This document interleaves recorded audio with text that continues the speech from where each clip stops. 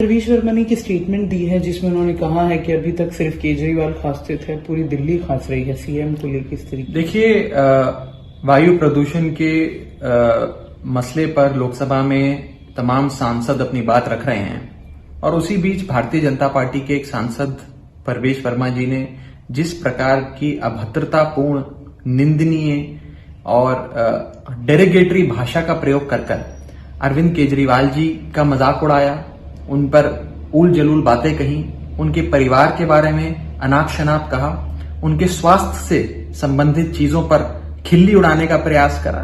ये सब अनपार्लियामेंट्री है, डेरोगेटरी है, बहुत ही घटिया मानसिकता दर्शाता है।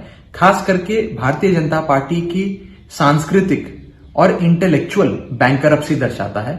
मैं परवेश वर्मा जी के घटिया बयान पर कुछ नहीं कहना चाहता, बस इतना ही कहना चाहूंगा कि यदि भाजपा को यह लगता है कि अरविंद केजरीवाल जी पर व्यक्तिगत हमले कर उनके परिवार के बारे में, उनके स्वास्थ्य के बारे में, स्वयं उनके बारे में गंदी बातें कर यदि दिल्ली का वायु प्रदूषण कम होता है तो रोजाना भारतीय जनता पार्टी के तमाम सांसद सुबह से लेकर शाम तक पानी पी कर अरविंद केजरीवाल जी को भला बुरा कहें। हमें इस पे कोई आपत्ति नहीं है, उनको जो अच्छा लगता है वो करें, दिल्ली की जनता इसका फैसला करेगी।